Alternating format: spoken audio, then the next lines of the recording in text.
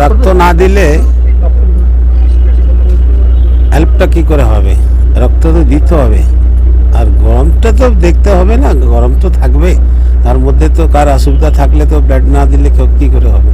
ব্লাডটা তো দিতে হবে।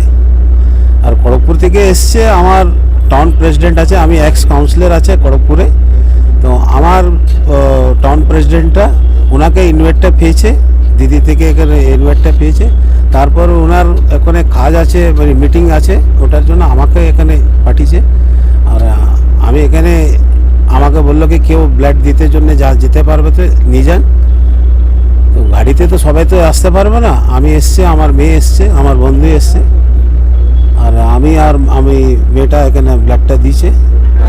আমরা কেন্দ্রীয় সরকারের বিরুদ্ধে অনেক এজেন্ডা আমাদের মধ্যে আছে, কেন্দ্রীয় সরকারের সেই এজেন্ডার বিরুদ্ধে আমরা আন্দোলন সংগঠিত করছি আমাদের সর্বভারতীয় নেত্রী দোলা সেনের নেতৃত্বে।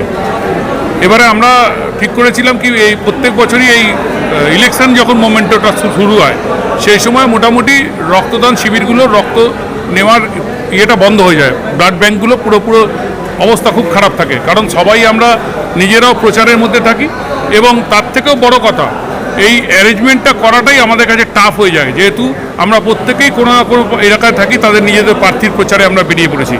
আমাদের মোটো হচ্ছে মোদি হাটাও দেশ বাঁচাও।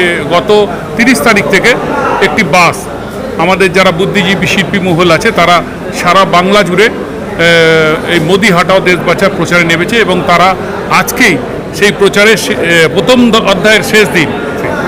তো এইসব অনুষ্ঠানগুলো প্রচার করতে করতে কোথাও জায়গায় আমাদের মনে হয়েছে যে রক্তদানটা খুবই জরুরি, কারণ মানুষের রক্তের প্রয়োজনীয়তাটা কখনো সময় বুঝে আসে না। সে ভোটের সময় রক্ত বন্ধ বলে, ব্লাড ডোনেশন ক্যাম্প বন্ধ বলে কারণ রক্তের প্রয়োজনীয়তা হবে না এটা নয়। আর আমাদের নেত্রী মমতা বন্দ্যোপাধ্যায় আমাদের এটাই শিখিয়েছেন যে সারা বছর মানুষের পাশে থেকে মানুষের সঙ্গে কাজ করলে ভোটের সময় মানুষের কাছে ভোট চাইতে যেতে হয় না।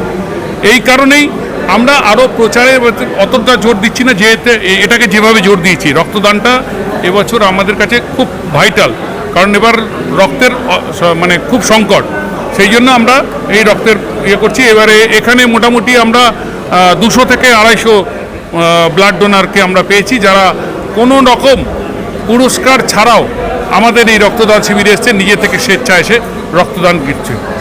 একসঙ্গে দুটো 30 তারিখ থেকে বাসের অনুষ্ঠানটা চলছিল, বাসের অনুষ্ঠানটা আজকে 13 তারিখ কলকাতার বুকে 3টে জায়গায় আমাদের ওই বাস মিটিং করবে মোদি হাটাও দেশ বাঁচাওয়ের বিরুদ্ধে, এবং তার জন্য আমরা এই রক্তদান শিবিরটা ওই সমাপ্তির প্রথম অধ্যায় সমাপ্তির দিনেই আমরা এই রক্তদান শিবিরটা আয়োজন করেছি। এটা লাইফ কেয়ার ব্লাড ব্যাঙ্ক, আমাদের 200 থেকে 250। আমার নাম প্রসেনজিৎ দে, আমি BSNL এর এমপ্লয়িজের একজন নেতা।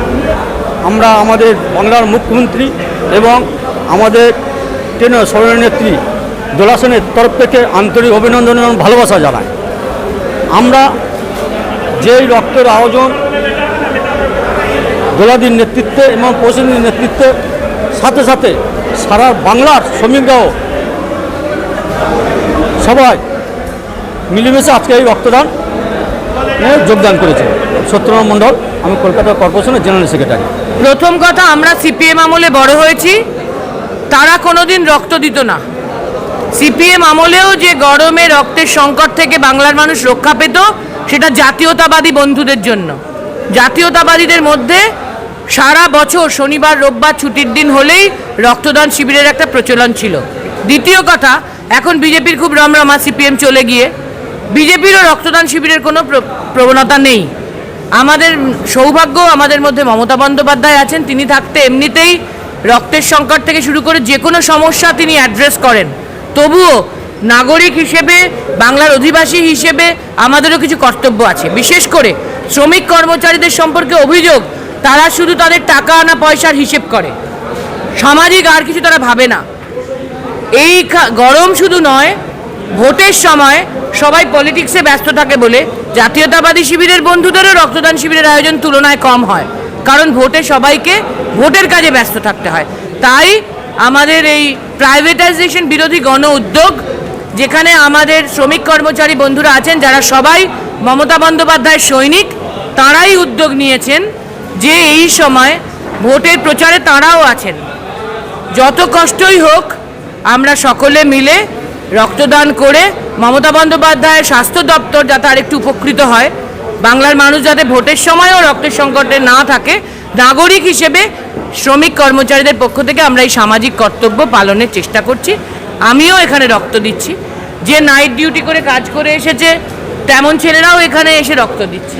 এখানে সবাই আছেন যারা বিভিন্ন কেন্দ্রীয় সরকারি প্রতিষ্ঠানে শ্রমিক কর্মচারী হিসেবে, তারা সবাই এখানে রক্ত দিচ্ছে। মমতা বন্দ্যোপাধ্যায়কে মানুষ ভালোবাসেন, আমার আলাদা বার্তার দরকার নেই। মানুষ মমতাকে ভালোবাসেন বলে এই গরমে ডিউটি করে এসে এইভাবে রক্ত দিচ্ছেন। আমরা তো কোনো গিফট দিচ্ছি না, ওনার সামাজিক কর্তব্যের জন্য রক্ত দিচ্ছেন। কোনো গিফট দিইনি, কিচ্ছু নেই, শুধু একটু ডিম সিদ্ধ হয়তো কলা পাবে, ব্যাস। মানুষ প্রমাণ করবে কুৎসা, অপপ্রচার, ষড়যন্ত্র, অন্যায়, অসত্য, মিথ্যা পৃথিবীর ইতিহাস বারবার প্রমাণ করেছে কোনোদিন শেষ কথা বলে না।